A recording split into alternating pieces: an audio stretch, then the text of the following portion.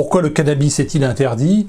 Eh bien parce qu'il favorise les maladies mentales, et quand je parle de maladies mentales, je ne parle pas de jalousie sociale, le type de gauche qui est jaloux de la Mercedes du voisin, je ne parle pas non plus de la folie écologiste qui consiste à vouloir stériliser toute l'humanité pour sauver la planète, non, je parle de schizophrénie et de paranoïa.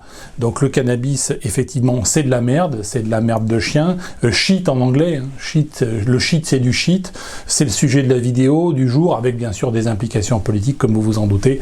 C'est parti!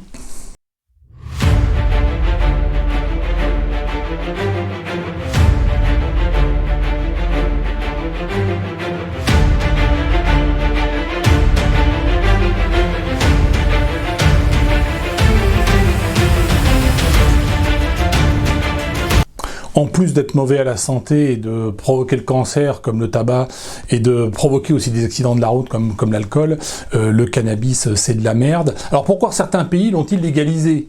Eh bien c'est bien souvent par l'acheter, simplement comme demain on va légaliser les tournantes ou les viols dans les caves parce qu'on n'arrivera plus à arrêter tous les violeurs. Eh bien aujourd'hui on ouvre des salles de shoot, c'est plus par l'acheter que par autre chose.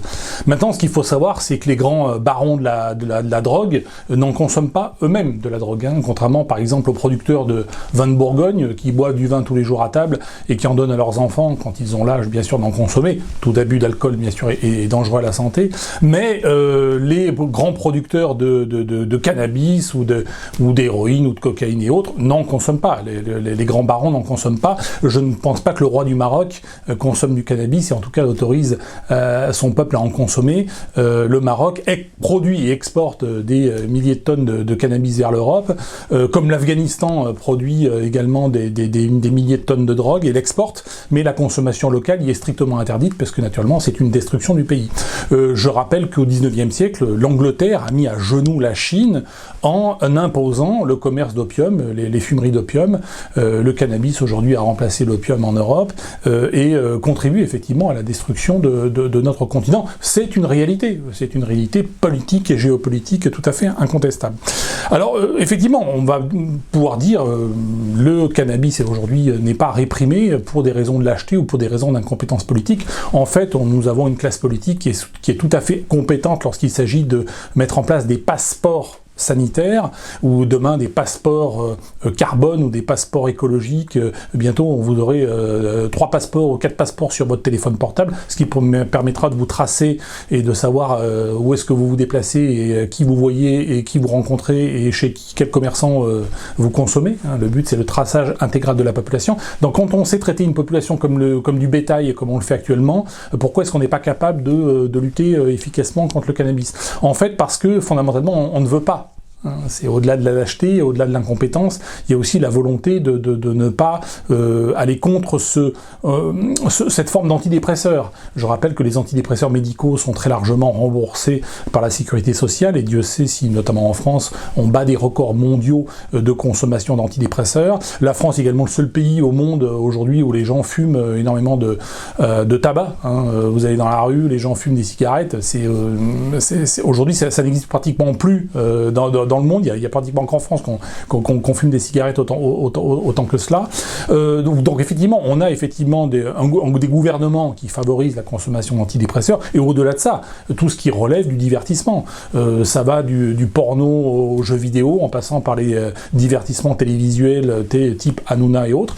Et puis au-delà de ça, le cinéma, par exemple, industrie du divertissement s'il en est très très très très largement subventionné.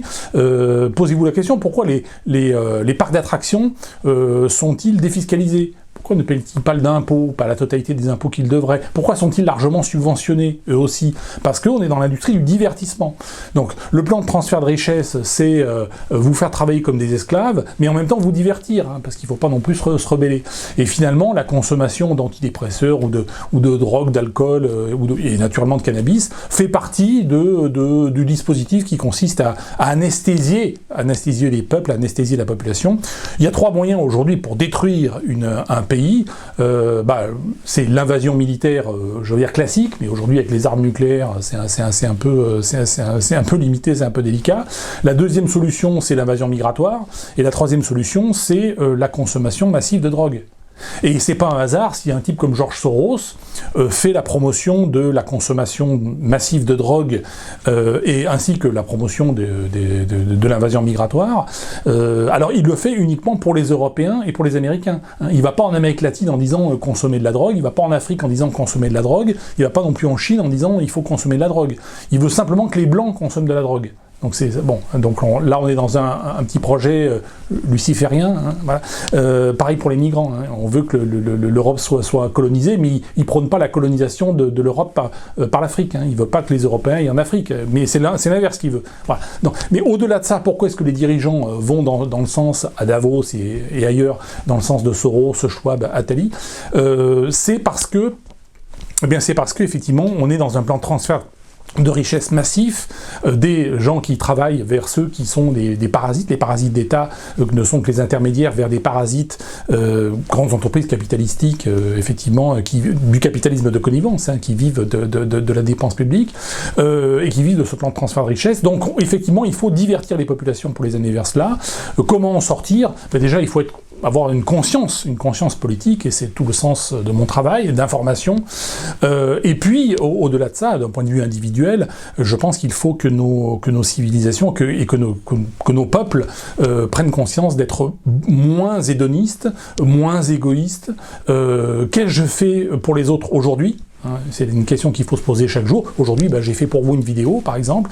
Peut-être que vous allez relayer cette vidéo, donc vous avez fait quelque chose pour les autres. Il faut se poser ces questions. Qu'est-ce que j'ai fait pour les autres? Car quand on est trop centré sur soi-même, effectivement, on est suicidaire. Quand on est trop centré sur soi-même et sur ses petits plaisirs, eh bien, on va avoir tendance à chercher, effectivement, tous les divertissements possibles et imaginables, et dont certains peuvent être extrêmement malsains. Schizophrénie et paranoïa, ce qui sont des maladies mentales très difficilement soignables. Une fois que vous êtes schizophrène ou parano, il y a des médicaments un peu pour vous calmer, mais c'est une fois que le cerveau est bien attaqué, bien entamé, et comment il commence à être détruit, pour le réparer, c'est compliqué. Et c'est très insidieux comme type de maladie, parce que demain, vous prenez de l'alcool et vous voyez que vous titubez, que vous marchez pas très droit, donc vous allez peut-être vous raisonner en disant, bon là, il faut arrêter de déconner. Quand le cerveau est détruit et passe par la schizophrénie et la paranoïa, encore une fois, ce que favorise très très largement le cannabis, toutes les études l'ont montré, eh bien, après pour réparer, ça devient compliqué. Qu'ai-je fait pour les autres ? C'est la question qu'il faut se poser, être moins égoïste, même ne plus être égoïste du tout si possible, marcher 1 heure par jour, hein, de manière effectivement à décharger le stress, à faire baisser la tension artérielle, et à être moins enclin et encore à avoir moins de volonté de consommer des antidépresseurs, qu'ils soient légaux ou illégaux. Il faut combattre le cannabis, pas parce que c'est illégal, parce qu'il y a des tas de choses qui sont illégales et qui sont pas forcément mauvaises, mais parce que le cannabis provoque des maladies mentales, favorise en tout cas les maladies mentales, même si je sais que certaines personnes vivent avec des addictions et savent se contrôler, etc. Mais nous sommes très inégaux face aux maladies mentales, donc c'est quelque chose qu'il faut savoir.